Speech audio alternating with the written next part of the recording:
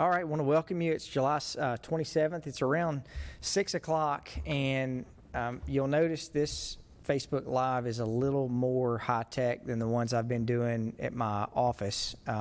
We're in the council chambers, and there's been a lot of discussion here recently on transportation and traffic. And a couple of weeks ago, or really about a week ago, the council, we have our Wednesday meetings at the Murfreesboro Airport, and Chris Griffith, who's been with the city for quite some time now, and I introduce y'all to him in a minute, but he gave us a PowerPoint presentation that talked about the different projects that we have going on in the city. I think altogether there's 46 total projects that are underway in the city right now, between locally funded and federally and state funded, 6 drainage projects. And when I got done with that, I looked at Chris and the council. We were all, looking at the different projects, and it just dawned on me that, we've not done a great job letting, our residents know what's actually happening inside our city in relation to traffic and transportation. So I invited Chris tonight. It's my pleasure to introduce you to Chris Griffith. Chris is the director of public infrastructure, but before that, Chris was our lead engineer here at the city of Murfreesboro. I can tell y'all, and I think the council members would back this up, Chris is one of the most proactive employees that we have at the city. If you send Chris an email, if you send Chris a question, he gets that. He gets the answers, and he gets things done. So, Chris, it's my pleasure to have you here tonight. And we've got several people, I think, that are already online that we're going to go through and talk about traffic and transportation. But I know you've got a PowerPoint presentation that you wanted to show us what's happening inside the city. So great to be here. Tell us a little bit of history of how long you've been at the city. Yeah, thanks, Mayor. I really appreciate you giving us the opportunity to be on here tonight.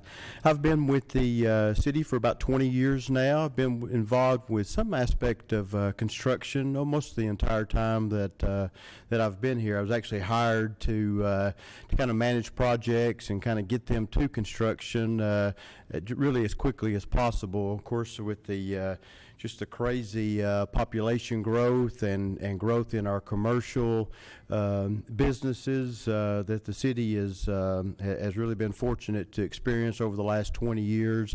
It's important to get the projects out as quickly as we can, get those to construction. I like to tell people we don't really like to sit around and talk about projects. We like to build projects to get things going. I've been involved with the construction industry for really for almost my entire career as a civil engineer of about 30 years now, mainly on the inspection side, but in project development as well. I was over construction for the city of Nashville before a couple of jobs before I came to Murfreesboro. As you mentioned, about 15 years as the city engineer. I've turned those reins over to Michelle Emerson, who's doing just a fantastic job for us. She pushes things along very quickly, so we're really enjoying getting to work with her. But we've got a lot of projects on the book, and like to go through this PowerPoint presentation. Chris, you're not just talking about projects on the book. You're talking about projects that are under construction, right? Yes, absolutely. We've got, as a matter of fact, we've got 2 projects. We just finished up a couple of projects, and we've got 2 more projects that are under construction, or actually 3 projects are under construction now.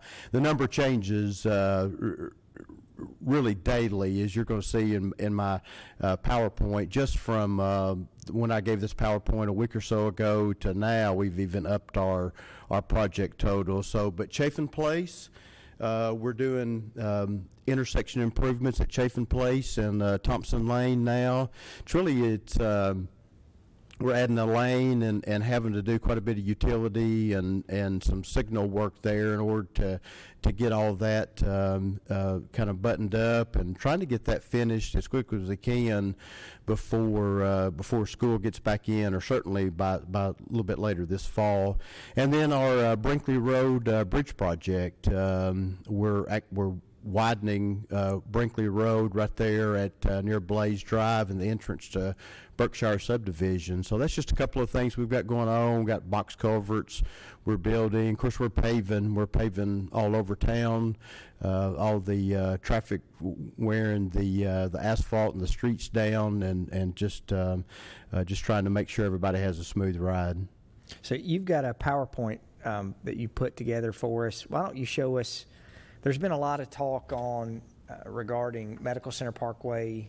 We've had two major economic development announcements. We have Legacy Sports that was announced right at the intersection of 840 and Highway 41, and then the council actually voted down the development agreement that with Notes Live, and I think, you know, people will tell me why did that get voted down, and I don't think it was necessarily the council voting down the project. I think it was the council voting down that we were very concerned with traffic and Medical Center Parkway, and so I think you showed the council a few things a couple of weeks ago. So why don't you go through that, Chris, and give us some information on what's happening? Sure, absolutely. This is just a quick infrastructure projects update. I always like to start with this slide. It looks like just a plate of spaghetti of different colored colored lines, but it actually it kind of shows our road network that we deal with, and really the important thing here are the red and green colors, and the red colors especially. Those are major arterials. Those are really our big volume eaters. That those are, if we can improve those roads, that's really the ones that we're getting the biggest bang for our bucks as far as being able to improve traffic flow. As you mentioned, I think we actually have 42. I think you're actually more correct now. I think we're up closer to 46 projects now, but when I did this slide, it was 42 active projects, 26 roadway. 7 of those are locally funded, 9 are state and federally funded, 6 of them are state routes, 20 local roads. There's 4 bridges, 6 intersections that we're working on the design for, and we're doing about 6 drainage projects as well. Just some roadway projects that folks may be familiar with. We're working on the Butler Drive intersection there at Joe B. Jackson Parkway. We're working on, actually just started survey on that. Cherry Lane, we're actively out buying right-of-way for that connection between 840 and all the way over to Memorial Boulevard to give folks another route on that side of town. We're working out some final utility details. We're anxious to get started with the second phase of Rucker Lane project, a new project that we've started. We built the can't think of the name of it now, but the school out on the St. Andrews Drive area, Salem Elementary. Salem Elementary. The St. Andrews Drive, we've got a lot of folks, a lot of kids that want to walk to school in that area. Right. We don't have sidewalks on St. Andrews Drive, so we're wanting to widen it and to provide sidewalks and bike lanes on that as well. That's just a few roadways, some intersections. I know you've gotten several calls on the Asbury Lane intersection there at Medical Center Parkway. We're working very diligently with some local landowners there to come up with a fix to that.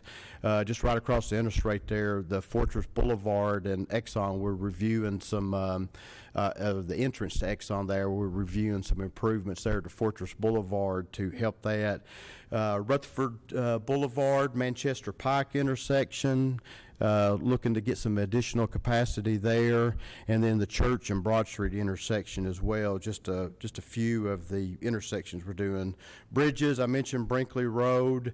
We're actually working on an extension of Rutherford Boulevard, where Rutherford Boulevard will actually extend over the interstate and will connect with Warrior Drive. That's another project that's currently in design. And then we're also a connection from River Rock over to Beasy Road to give the folks on River Rock another outlet to out onto New Salem Highway. That will eventually go all the way over the interstate and will connect to New Salem on that side as well once that project is complete. But we're always looking for new projects. We're always looking for projects that will, that we can get a partnership with some of the, TDOT and the federal government, and also with developers. We need the funds to build a project, and we also need the land or the right of way. And so anytime you can work with the developer or with TDOT, that's just something that didn't come off the city of Murfreesboro's tax rolls. A couple of projects that we're looking at that we're excited about is the Broad Street improvements. We're looking at with the, as you mentioned, the legacy sports development that's going in near the interchange at 840. We're looking to convert from 4 to 6 lanes Broad Street. Right now, TDOT has improvements with that. Primarily right around the legacy development, coming off the ramps there and into the legacy sports park. We'd like to maybe look at expanding that all the way down to at least to Thompson Lane, if not all the way down to Medical Center Parkway. It's a big project, one that will take a few years to come to fruition, but it's one that we're excited to look at. Medical Center Parkway, obviously there's been just a significant development along this corridor. Medical Center Parkway over the last 15 years has been just a huge success by any metrics, with all the commercial, the hospital, the office buildings that have been built, and now with Clary Park, with the residential that's going there on the north side of the roadway. An important part of this, or important fact about this road, it is one of only 2 roads that we have that's served by a local interchange. This roadway and Joe B. Jackson Parkway. The important thing about that is they're a lot easier in order for us to get it to construction. Right. TDOT's been a great partner with us, but they've got a system that they go through. Old Fort Parkway, folks ask us all the time, why can't you expand Old Fort Parkway?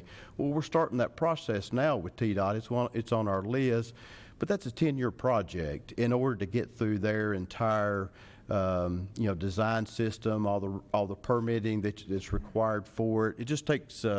It really just takes time as much as anything in order to get to that.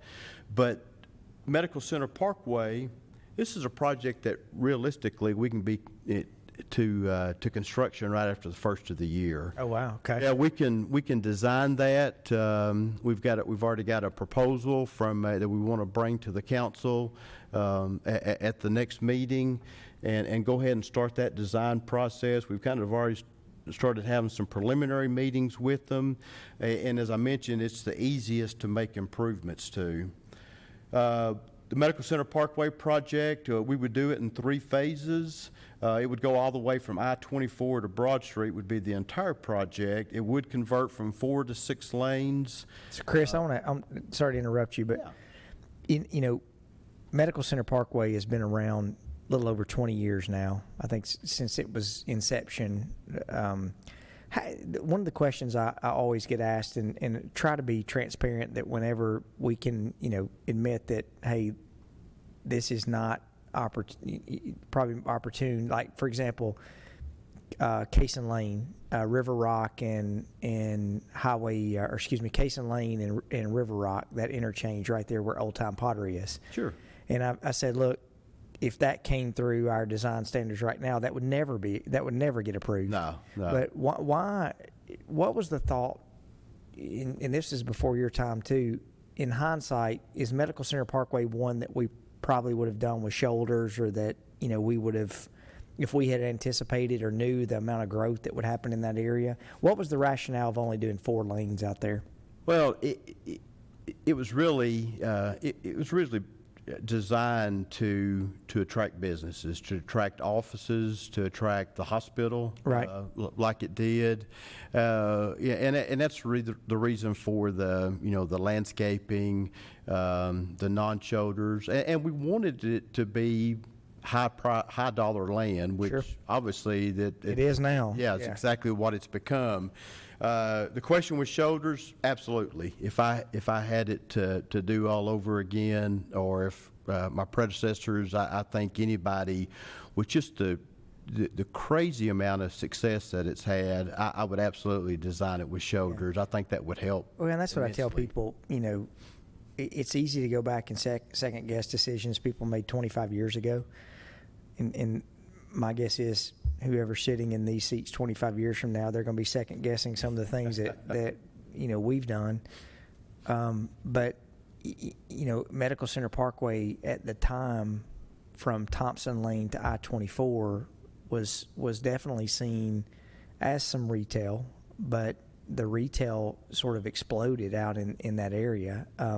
So I like to tell people, if we had a crystal ball and we could have gone back 30 years ago or 25 years ago and said, hey, why don't we build the road as big as you possibly can?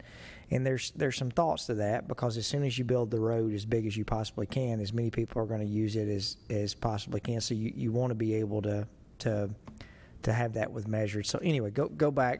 That's a question I get asked all the time. No, and I think that's very fair. Under normal conditions, most of our roadways, or at least the traffic that we look at, is a 20-year design life. So Medical Center Parkway is coming up on that. It's experienced even more growth than what any normal roadway would see.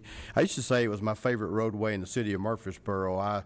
I used the Medical Center Parkway interchange, and it was me and about 20 other cars coming in the mornings, and it was great. And then the avenues hit, and then just so much it has just really just taken off out there that we did get, and I'll show it on the. Well, I'll go ahead and bring up the next slide here. Phase 1 of Medical Center Parkway, which is from I-24 to Thompson Lane, so much of that was built with those right turn lanes out there into those businesses, and those were all built by developers, the developers of the strip centers, of the avenues, of all of that out there. We'll be able to add a third lane by really building about half of what, or maybe even less than half, I believe, of what of the entire length between I-24 and Thompson Lane. So really all we're doing is going in and converting some of those bump outs, we call them. Which is the grass strip where the turning lane is. Exactly, which is just that grass strip on where that makes up part of the right turn lane. Push that over, push the sidewalk over, and then that will become the extra through lane. It'll be a little bit more involved process if people have been around for any time at all. Church Street, whenever TDOT went in, took all of those turn lanes, all of those shoulders that were out there, and just converted that to additional through lane, and we saw pretty immediate benefit from it. And the majority of our traffic that we've seen on our traffic counts is typically from Thompson Lane to 24. I mean, Yes. the corridor from Thompson Lane back to Broad Street is not as congested as Thompson Lane to 24. Yes, that's absolutely correct. It's just we're I'll stop short of saying a victim of our success, but just with the the development that's occurred out there, it's just been so successful, and the businesses are successful, and which is good for us and good for them.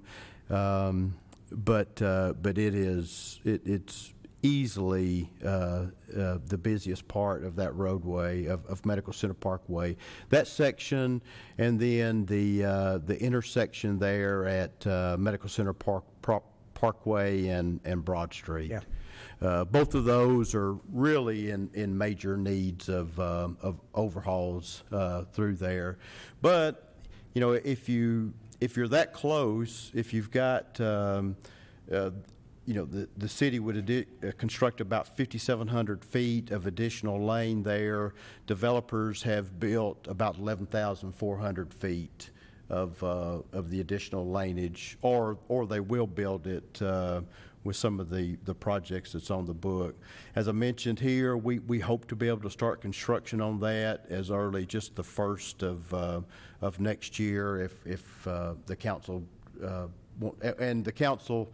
We're very appreciative, has approved the funding for the project.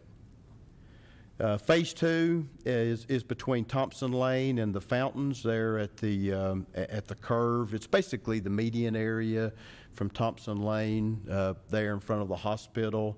We would actually take out part of some of the median in that. We have had some complaints about folks not being able to see some of the signals and stuff that's been added there over time because although our street department does just a fantastic job keeping those cut back, but it is getting dense. The trees are getting very big out there, and we will add the additional lane by taking away from the median through that section. That one's going to take a little bit longer to design because we'll have to redesign the median and get those left turn lanes back in. So we'll probably start that in the fall of next year. The last phase is really just restriping, maybe a little bit of work to the bridges, but restriping and going from 5 12-foot lanes to 6 10-foot lanes through the section from the fountains out to Broad Street. So that'll be a little bit easier section to actually build. Like I said, there may be a little bit of work on the bridges there, but most of it is really just a repaving and restriping job. Really, where the work is going to come in at, you know, we really streamlined the work there at Broad Street because of the you know, there's businesses on 3 corners there, so we didn't expand the footprint of that intersection a lot when we built it the first time, but I really think we're at a point now to where we're going to have to expand the footprint, maybe go at least a single, possibly double rights on Medical Center Parkway onto Broad Street, and then we're going to add a left turn lane from Broad Street back to Medical Center. So you'd have 2 lanes there as opposed to the 1 right now. Yes. And that does back all the way up to Bell Jewelers and the old Jennings Tire. I mean, that when you're trying to make a left there, that's a tough intersection. It is. I mean, and you know, it's just a convenient connection out to the you know, to the commercial area there, and also to the interchange itself. So we see that as really, and so if you've got a double left coming in, we think you know, we're looking at a double right, what we call a reciprocal movement going back the other direction.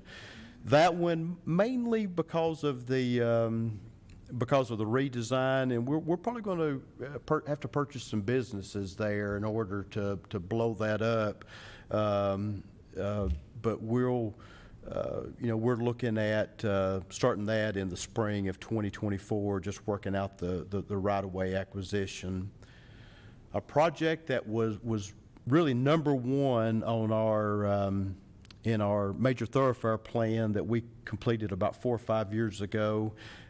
Is the Gateway Boulevard extension, and that is really just extending from the roundabout there on Gateway Boulevard over to Robert Rose Drive. Again, trying to give folks an alternate route, trying to give them a different way from having to go out to Medical Center Parkway and then Thompson Lane. They'll be able to cut right over to Robert Rose and really just, you know, So that's for people who don't understand where that is. That's the intersection, really where behind the Oaks Shopping Center. Yes. So, and what that would mean is instead of getting into that intersection, which y'all have greatly improved, where the old Regions Bank used to be, you did the hotspot program there. Yes.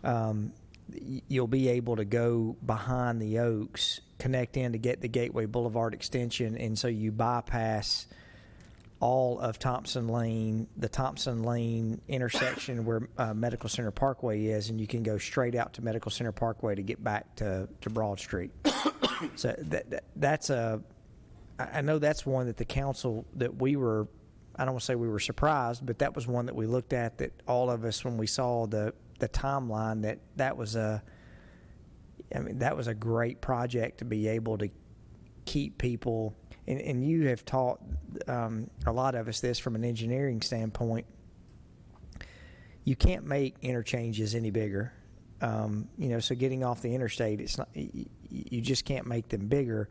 But what you all have looked at is how that you keep people from having to go to those intersections and interchanges that are so crowded. So I know you're working on the Beasy Road Bridge that will be where Racket Club is, and the sole purpose of that is to keep people off of the Cason Lane and Old Fort Parkway interchange there at 96 and be able to give them different routes to not have to go to that area.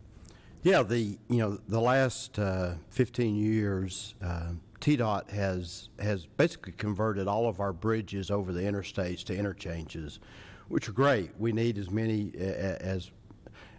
access points to the interstate as we can.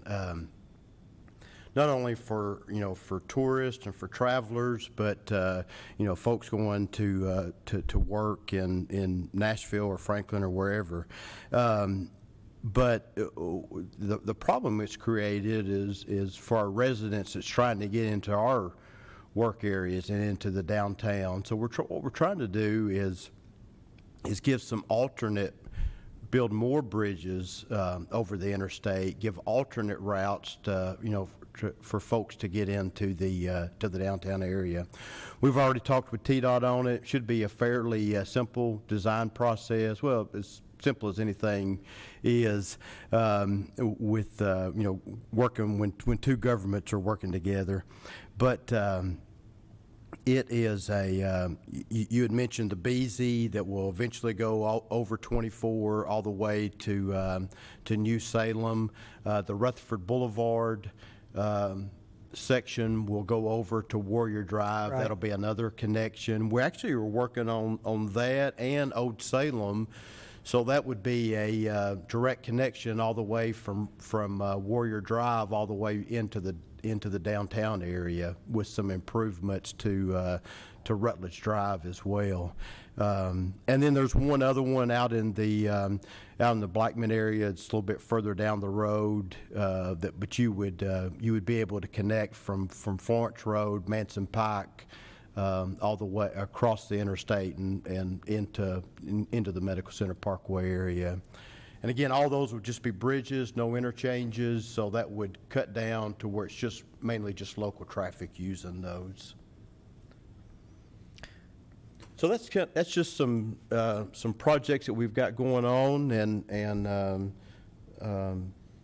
some new projects that we're looking at.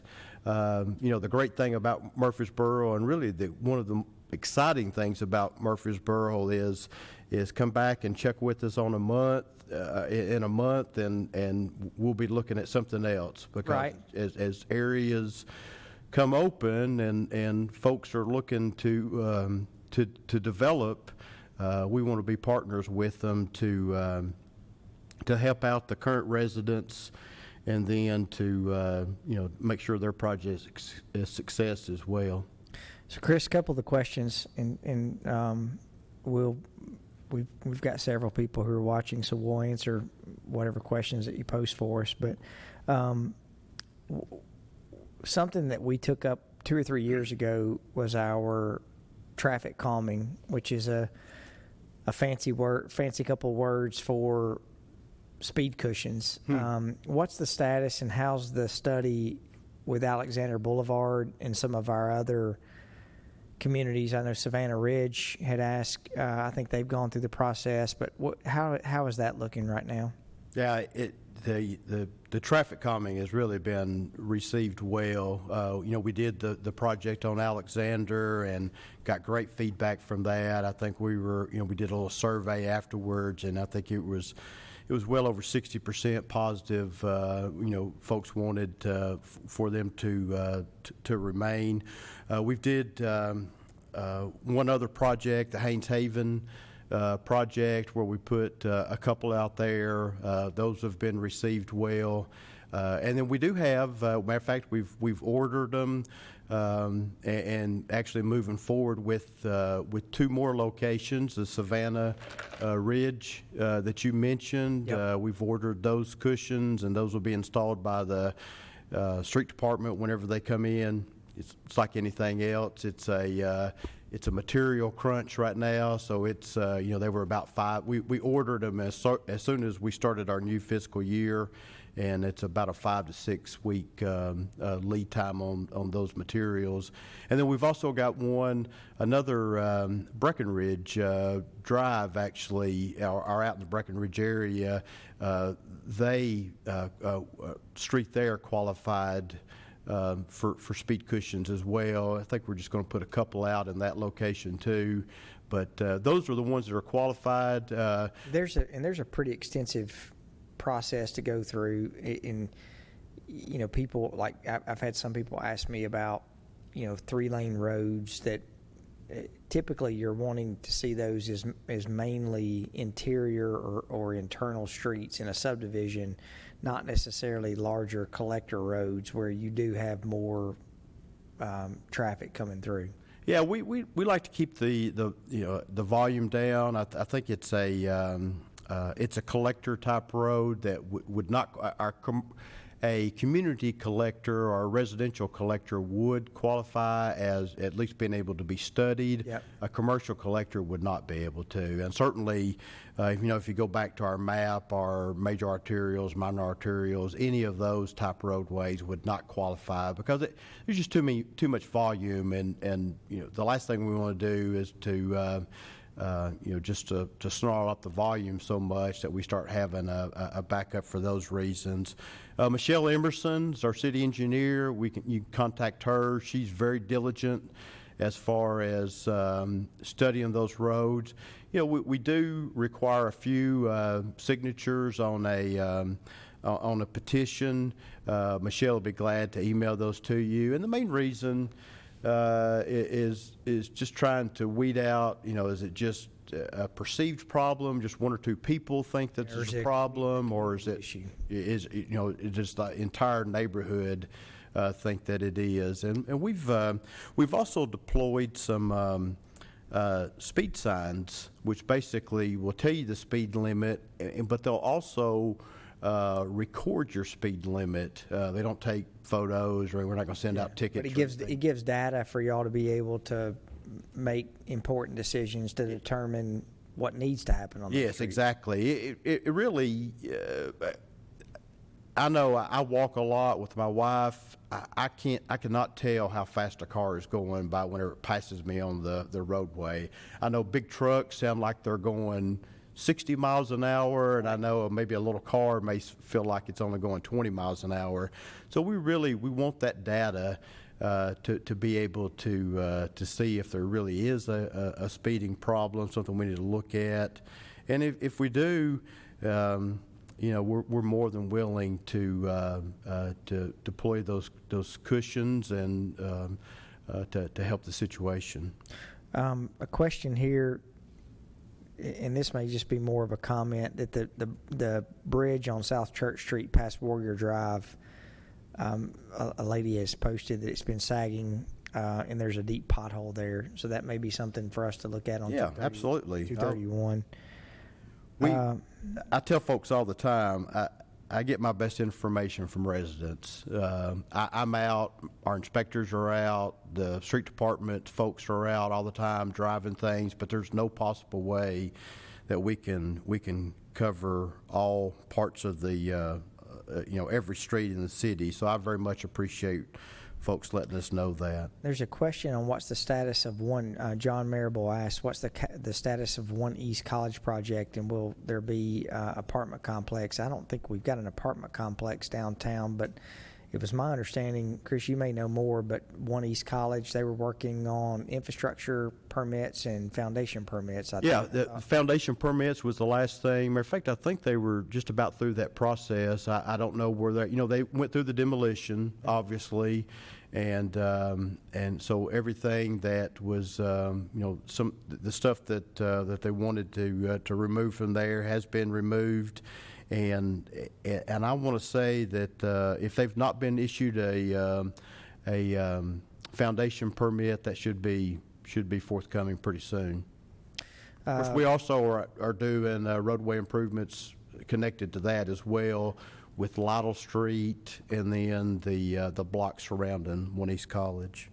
Alice Hilton, Alice, good to see you. Has a question that says Burnt Knob was annexed by the city and is a mess. Are there plans for Burnt Knob? Yes, absolutely. Matter of fact, I'm going to mess up on the timing of it, but I want to say that it's if it's not later this fall, pretty sure it's later this fall. That they've got plans to resurface it. There's been a lot of utility work. We asked our construction manager to make sure the utilities were done were finished. The CUD did a major water replacement or major water line replacement out there, didn't yeah, they? I think it maybe extended it or they had to upgrade it. I think there was a church that went in or going in out there. And then they see the available land. They only do it once, so they did upgrade that line. Mike was going to check and make sure that was complete, and we were going to get that on the books as soon as we can. Alice, I hope that answers your question. Let me look at my other questions I have here, Chris. Leaf Avenue, someone asked to check the paving on Leaf Avenue where we had repaved Leaf Avenue. Consider connecting Chafin and Thompson Lane at Old Fort to Middle Tennessee Boulevard at 99 near the jail. I think that's a good question that we've talked about, right? 20 years ago, I looked at that and I thought, man, that would be so easy to do there and to extend that over. And I'm still not saying that it's a bad idea, but I would certainly want to look at the traffic volumes. One of our worst intersections in town is at Thompson and Old Fort Parkway. And just the ideal of bringing, and you're not going to widen Chafin Place anymore. No. Yeah, that's where Chafin Place is, where Cracker Barrel, where all those hotels. Yes, and really you would have to buy at least one of the businesses back in the back, if not both of them. I'm not saying it's a poor ideal, but I would certainly want to do an extensive study before I would even want to look at moving forward with it, because you would be bringing all that traffic across the river there, through that already heavily congested area, and dropping them out at, I'd say, one of our second or third worst intersections as far as volume. Right. At Chafin Place, we're already widening the intersection now, and honestly, I don't know that it can handle it. But you already have planned Malloy Lane, where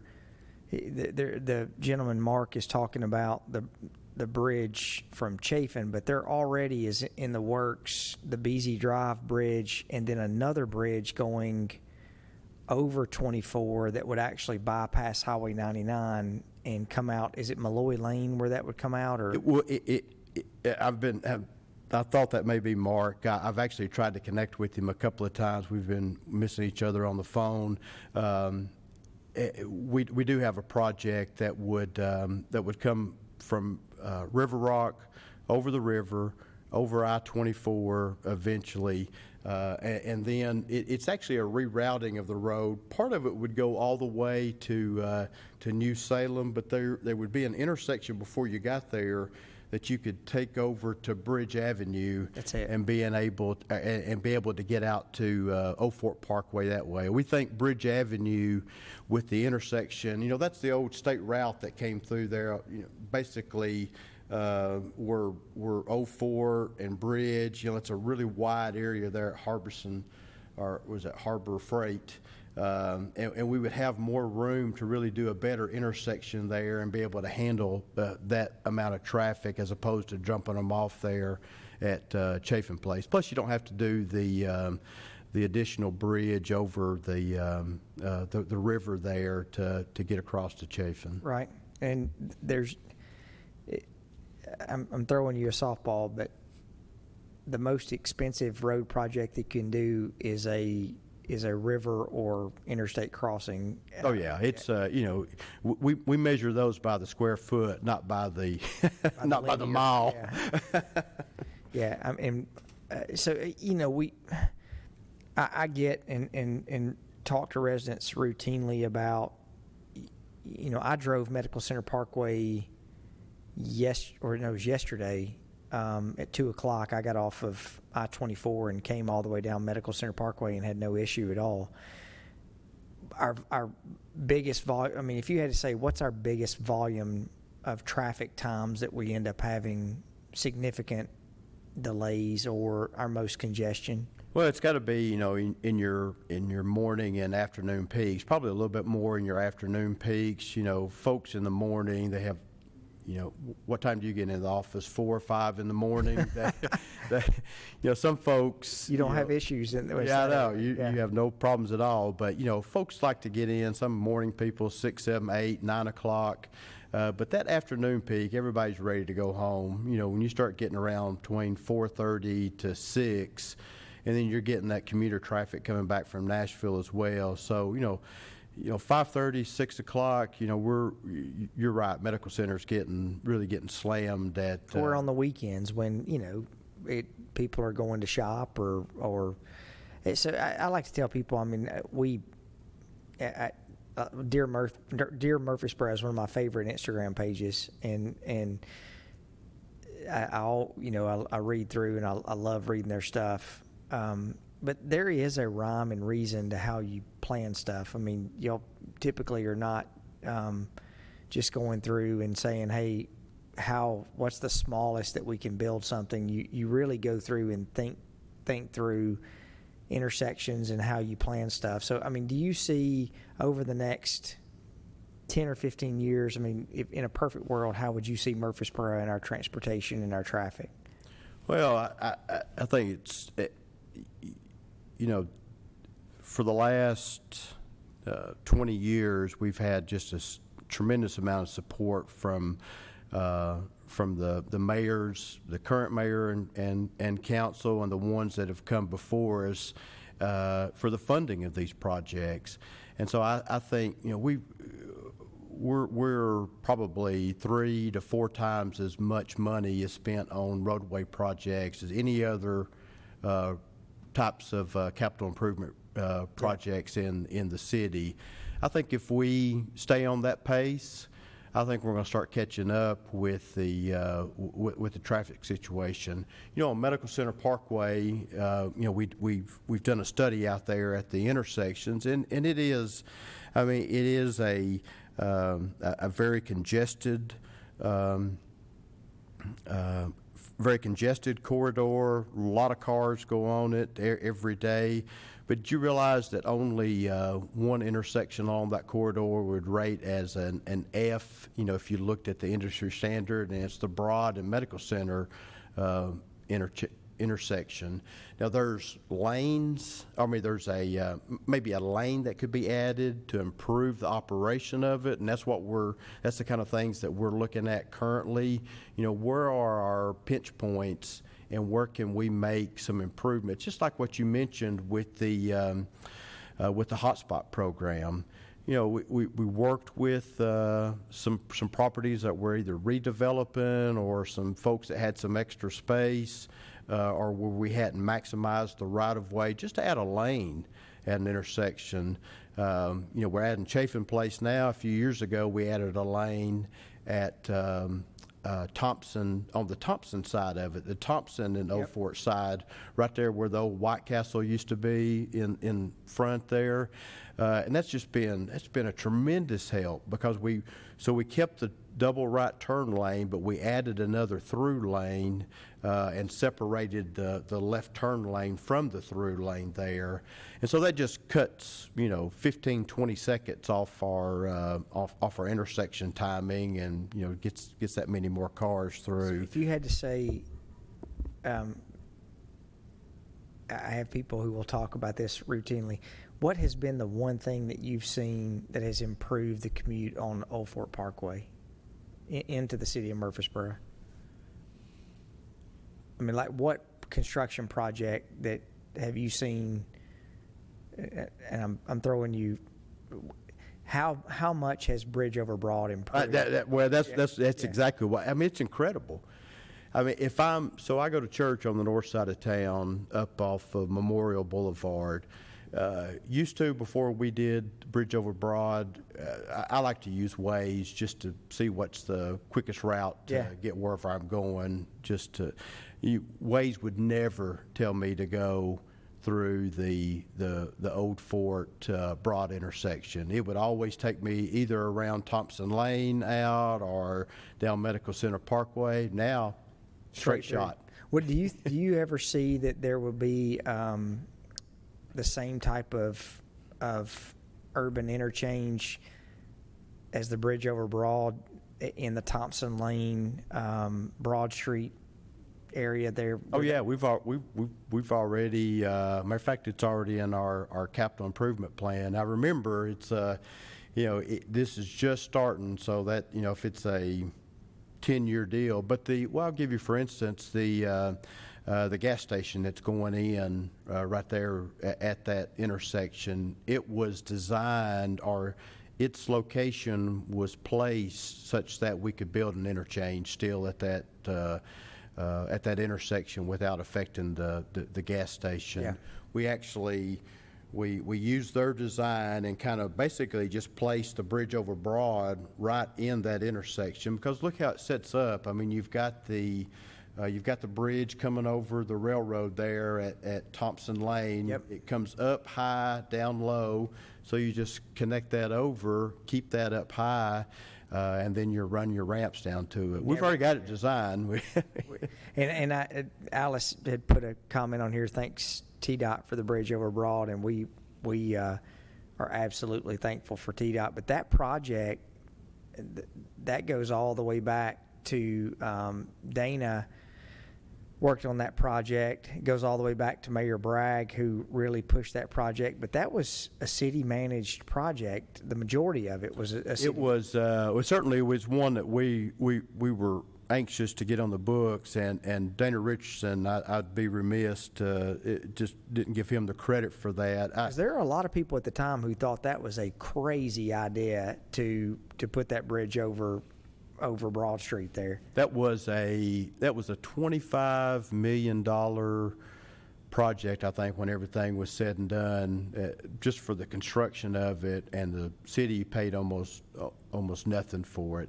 So thankful for Dana and his ability to negotiate with TDOT, and thankful for TDOT. They stayed with the project. They looked at multiple. Yeah. You said that the planning that goes into that project was designed, it was redesigned, it was planned. We're sure we're doing the right thing? In the massive amount of utility relocation that went into, so you were coordinating with AT&T, with Comcast. I remember, and this may be a good part. We're going to have to stop here in a minute, but I remember the former city manager. We were having an issue, and so this is just really to tell residents. There's so much that goes into a construction project, especially with roads or building of roads, especially widening, because you're dealing with water, sewer, which we typically control those inside our city limits, but we do deal with electricity. We're dealing with maybe another water CUD. We're dealing with AT&T, we're dealing with Comcast, you're dealing with, in some instances, you're dealing with gas lines, Colonial Gas on Rucker Lane right now. So it absolutely right there on the homes that back up to Marymount there. So you have all of these people that you're coordinating. But I remember when Mr. Haley, we were having trouble on Florence Road, and Mr. Haley was so frustrated with some of the utility relocation that we didn't have control over. If I remember, he had the street department make signs because he had heard so many people contacting him about why is this road not getting finished, and he had signs that said, I'm not going to say what utility company it was, but it said this road is being delayed by so-and-so, and he put the number up there to be able to get that project pushed through. So I just say that because we're thankful for TDOT, we're thankful for all of our governmental properties, but you look at Middle Tennessee Boulevard and how long Middle Tennessee Boulevard took to get finished, but that was really a federal project, that was a state project, and that was also a city project. So what I want to, and the whole premise of having this tonight, to show you some of the things that are happening in the city, I think helps on the way. I think a lot of our interchanges, a lot of the things, even looking at Veterans Parkway, where, how long, Chris, is the total Veterans Parkway all the way from 231 to back to 840? Was it 9 miles, I believe? I thought it was 9.6 miles or something like that, was the total. But, we've got the ability when the city is building a road to be able to do that a lot quicker. But it's our responsibility with, for example, with TDOT. TDOT's been a great partner, but there's 95 other counties and lots of other municipalities who are all vying for those dollars, and so we want to make sure that we partner with our governmental entities wherever we can. So, folks, I want to thank you all for joining tonight. Chris, we're not ever going to let Chris retire. Chris has got a lot of things that he's been working on, but the plain fact is 70% of our capital improvement borrowings that we did just last year, they're all transportation projects, every single one of them. And I wish that there was a way that we could snap our fingers and get those roads built, just as quick. There's also, Chris, the premise out there a lot of times where, you build the infrastructure first. And there are cases like Veterans Parkway where we had the opportunity where we could build the infrastructure first, but there's a lot of cases where we're coming in and we're improving where things have already been reconstructed. Sure. One of the things I'm extremely excited about is the projects and the emphasis you're putting on the downtown with our traffic study downtown and the projects that are being improved downtown. So just as much as we're trying to look at what's new and how we improve what's new, we also are trying not to forget our existing roads in our older neighborhoods to make sure that we get those taken care of. And our pedestrian improvements too. I mean, we're, especially in the downtown area, I know that's important to you, Mayor, and, yes. And we're looking at, widening sidewalks, making areas more pedestrian friendly, and of course slowing down traffic as well in the downtown area. It was funny that Alexandra had just asked a question about structured supported transit, but also lessening vehicle overflow, allows for more foot and bicycle traffic, positive overall for sustainability. The transportation, and this really needs to be another topic. We placed an order for buses for Rover that were supposed to be delivered December of last year. Yeah. We're still waiting for those. Yep. Those buses to be 2 year. I think it wound up being a 2 year delay by the time we finally get them. Yeah. Yep. So, I think everyone, we want to see our infrastructure and our transportation, public transportation improve. But, it's extremely important for us on our downtown walkability. We're now talking about a pedestrian overpass on Broad and Church Street, even the Broad and not necessarily an above grade at Medical Center Parkway and Broad, but any time that we can go through and improve walkability in areas, we're going to try to do that. But a lot of people, Chris, and this would be a good one to close on. There are state roads, for example, we have a lot of people who talk about Church Street and Church Street, the 231. 231 was not really ever designed as a 6-lane road in some areas to be a pedestrian walkway. I mean, Yeah. so there are ways that we try to fix some of those things, but those are the areas where we seem to have challenges and continue to walk through. So, Chris, is there anything you want to add before we close up? Just thank you for the opportunity to come on here, and I said it kiddingly before we started, but I appreciate the residents. In construction areas, we've had Brinkley closed down all last week. It's opened back up this week. Just to know that any construction project that we do, anything that's going on, our first. We feel like our first responsibility is to the safety of the public and trying to maintain traffic and to be as least disruptive as we can, because we really just can't afford it. If you close down a lane or two, it just backs up the entire route, and so we just do that. Gone are the days that we just go out and slap up some road closed signs and go to work. We do everything we do is thought out with the residents in mind. Chris, we appreciate you. Appreciate the hard work, not only that you and your department do, but really give a shout out to Raymond Hillis and our street department, because not only do you guys get the roads built, but Raymond and his team make sure that the roads are maintained, that the day-to-day maintenance, the drainage areas that we need fixed. I mean, Raymond and his group are rock stars in our book on We've got the best street department in the state of Tennessee, and it starts at the top. Right? You won't find a better person than Raymond and his assistant Tracy Brown. They just do a phenomenal job. Yeah, I agree. Well, folks, thank y'all for watching. We're going to do a better job making sure that we keep y'all informed. Between Instagram and Twitter and Facebook and all these different mediums that we end up getting a lot of our comments and a lot of our interaction. Our city TV nationally award-winning city TV. We've got Michael Nevels and Steve Burris, who are here tonight behind the scenes back here, making sure everything is running smoothly. But we're going to make sure that we keep y'all informed and try to think of better and more creative ways to keep you engaged and keep you updated on when you see a project or you see something happening in Murfreesboro, that you know what that is and you've got the information that you need to be able to understand what's happening. So we thank y'all for taking part in this, and we'll do our best to make sure that we continue to get you the best information and accurate information that you can get. So thank y'all so much, and we'll talk to you soon.